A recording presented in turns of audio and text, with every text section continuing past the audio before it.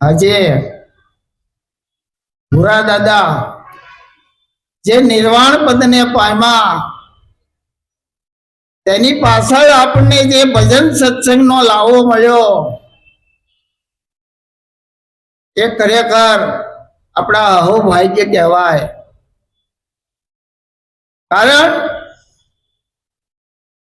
જે કઈ આપણને સત્સંગનો લાવો મળે ને એ પણ એક આપણા અહોભાગ્ય કહેવાય। કારણ કે આ સત્સંગ વિના મન સમજે નહીં, કેમ કરી નિગમ પંથ જાય। જ્યાં સુધી સત્સંગ નહીં મળે ત્યાં સુધી આપણું મન સમજશે નહીં। કારણ કે આજે ભૂરા દાદા વી ગયા તો ખરેખર એનો પંચ તત્વનો દેહ જે હતો એ દેહ વિલય પામ્યો છે। પણ ખરેખર ભૂરા દાદા જેનો આત્મા, તો સંતોએ આપણને કીધું છે કે આત્મા તો અજર છે, અમર છે ને અવિનાશી છે। તો અત્યારે હાલમાં ભૂરા દાદાનો આત્મા હોય, જો ના હોય તો આપણે આ ગીતા ખોટી પડે। કારણ આત્મા આવતો નથી, જતો નથી, આવો જો ગીતાની અંદર કીધો હોય તો હાલમાં આપણી હાજરો હાજર આપણી સમક્ષ હોય, તો હોય છતાં નથી દેખાતો, એનું કારણ તો આપણે કઈક ગોતવું પડશે ને। એનું કારણ શું છે કે એને રંગ નથી, રૂપ નથી ને આકાર નથી, વાણીમાં પણ આવતો નથી। એવો જો આત્મા હોય, એવા આત્માને આપણે કઈ રીતે ઓળખીએ? જો એને ઓળખવો હોય તો એ જે સદગુરુની શાન સિવાય ઓળખાય એવું નથી। એટલે ગીતાની અંદર કીધું છે કે આત્મા અજર છે, અમર છે, અવિનાશી છે, એની વિના જગ્યા ખાલી નથી। છતાંય જ્યાં સુધી સદગુરુની શાન ન મળે ત્યાં બધી આ વસ્તુ ન ઓળખાય।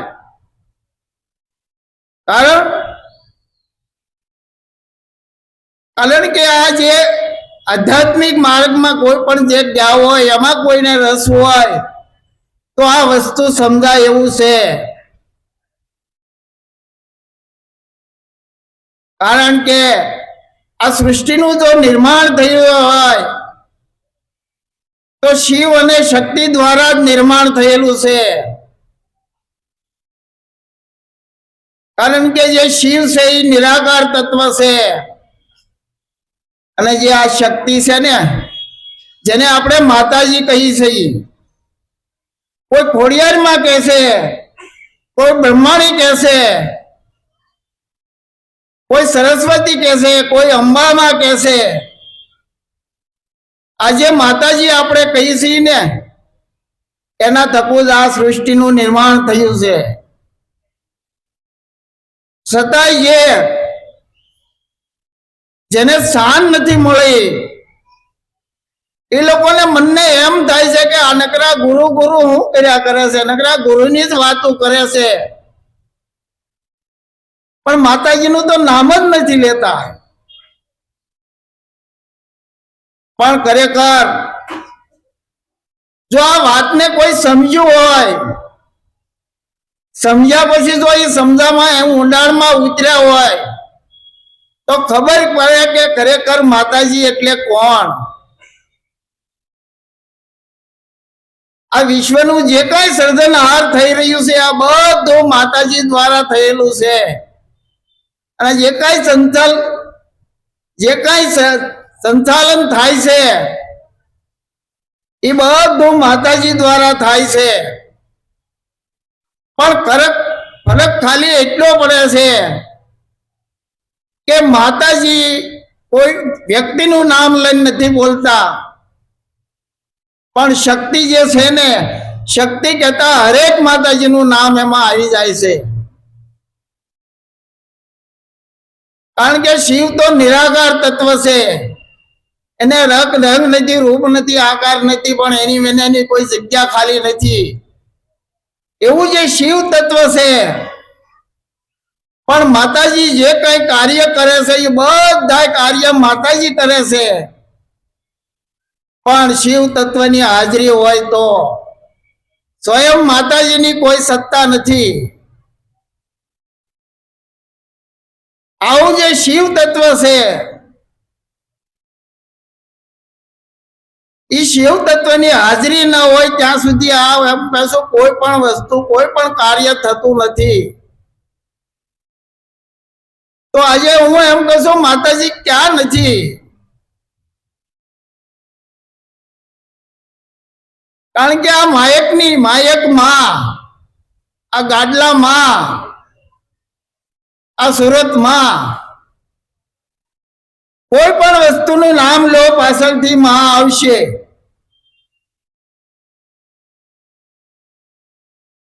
છતાંય આપણને એમ થાય કે માતાજીનું નામ નથી લેતા.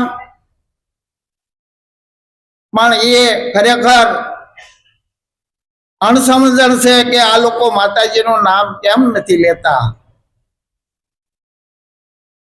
કારણ કે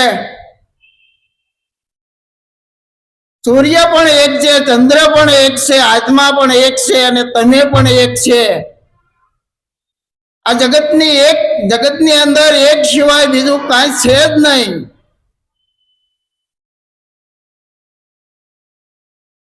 આવું જો એ તત્વ છે, એ તત્વની જો ઓળખાણ થઈ જાય તો ખરેખર આ પ્રશ્ન ન રહે.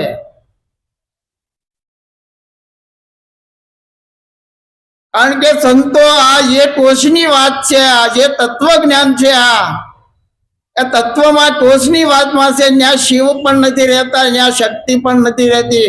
એક નિર્ગુણ નિરાકાર બ્રહ્મ તત્વ જ રહેશે ને એ આખા વિશ્વનું કામ કરી રહ્યા છે. જે આપણને ભાસ થઈ ગયો છે કે ભાઈ 4 હાથ હોય ને સિંહ માથે બેઠા હોય તો અંબાજી હોય, પડખે મગર હોય તો કે ખોડિયારમાં હોય, જીભ નીકળી ગઈ હોય ને ગળામાં સર્પ હોય તો કે કાળક્યામાં હોય. એ ખરેખર માતાજી થઈ ગયા છે. આપણે કઈ એને ખોટા નથી માનતા, ને એ પૂંજની છે.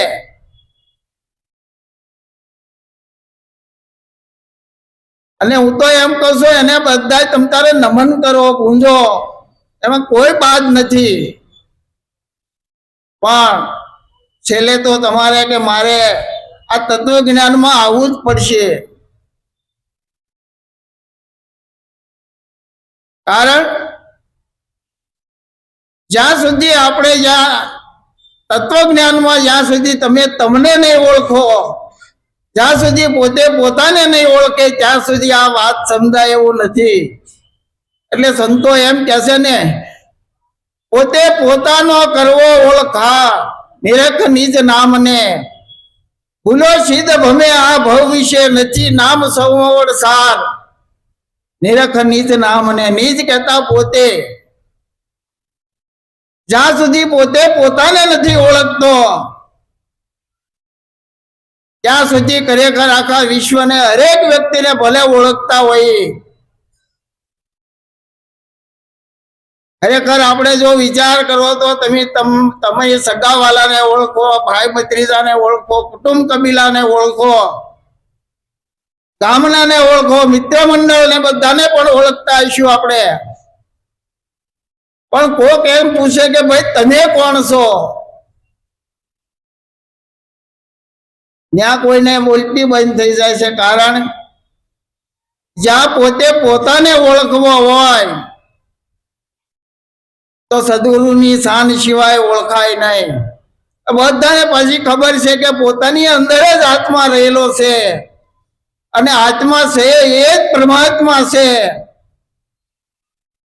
પણ ખરેખર પોતાની અંદર બોલે છે, ખાય છે, હાલે છે, ચાલે છે, જોવે છે, આ બધી ક્રિયા પોતાની અંદર કરે છે. પણ કઈ રીતે કરે છે એ જો શાન જો સમજવી હોય તો સદગુરુને શરણે જ આવવું પડે. એવું નથી કે તમને જો શાન કદાચ મળી ગઈ ગુરુ ગાદ્ય જઈ આવ્યાના વાત સમજાઈ જાય, એવું પણ નથી. હાવ એને માટે અભ્યાસ કરવો પડે, એના માટે અનુભવ કરવો પડે. કે અનુભવ એવો જેને જેનો આત્મા ઉદય થયો, કૃત્ય દયા સગળા જેને જેનો આત્મા લયો. કારણ કે અનુભવ એવો કે પોતાની અંદર આત્માનો ઉદય થાય કે આ જગતની અંદર ખરેખર મારી અંદર જે આત્મા રહેલો છે એ આખા વિશ્વની અંદર રહેલો છે. એવી જો જયારે ભાન થઈ જાય, એવી જો શાન સમજાઈ જાય તો ખ્યાલ આવે કે પોતે પોતાના આત્માને જયારે ઓળખાઈ જાય ત્યારે એના બધા કૃત્ય ટળી જાય.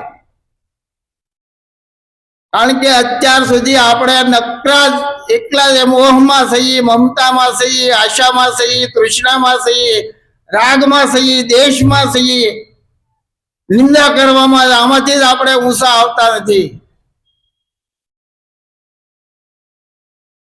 જો આ વાત સમજાઈ જાય તો ખરેખર કોણ કોને હારો કે કોણ કોને મોળો કે. કારણ કે હરેક ની અંદર પરમાત્મા જે પોતાના ઘટ ભીતર ની અંદર છે એ હરેક ની અંદર છે. આવો જયારે સાક્ષાત્કાર થઈ જાય, આવો જયારે પોતાને અનુભવ થઈ જાય, કારણ કે હામો એને પોતે જ દેખાય. પોતે દેખાય એટલે પોતે પોતાને કઈ હારો મોળો કે પછી પોતે પોતાને કઈ એની માથે રાગ કરે, દેશ કરે, નિંદા કરે. કારણ કે આપણે આપણા પોતાની અંદર જે અવગુણો પડ્યા છે એ અવગુણો કાઢવા પડે. ગાદીની અંદર જો ગયા હોય તો ખ્યાલ આવે કે આપણા અંદર અવગુણો ક્યાં ક્યાં છે. પણ એ જે અવગુણો આપણા પોતાની અંદર છે, પણ જેટલા પણ તમે કાઢશો, રાગ કાઢશો તો દેશ આવી જાય, ને દેશ કાઢશો તો મોહ આવી જાય, મોહ કાઢશો તો મમતા આવી જાય. કારણ કે કાઢે પાર નહીં આવે. પણ એના માટે જો તમે તમારા સ્વરૂપને ઓળખી જાઓ, તમે તમારા સ્વરૂપમાં જો રહેતા શીખી જાઓ, ત્યારે નક્કી થાય કે પોતે સ્વયં પરમાત્મા પોતે જ છે. જો આત્મા પોતે જ છે એવો અનુભવ થઈ જાય. કારણ કે તો આત્મામાં રાગય નથી, દેશય નથી, નિંદા નથી, કોળય નથી, કપટય નથી, એમાં કોઈ દગા ફાસલા પ્રપંચ કાંઈ પણ નથી. તો ખરેખર આ બધું કાઢવું પડે કે નીકળી જાય. કારણ કે કાઢવા જ આવું તો નહીં નીકળે. પણ એના માટે જો આપણું જીવન પવિત્ર બનશે,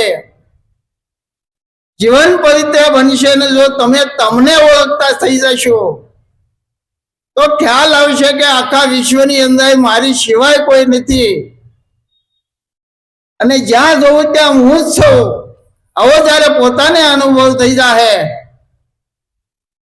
તો એને રાગ, દેશ, કૂળ, કપટ, દગા ફાસલા કાંઈ રહેશે જ નહીં.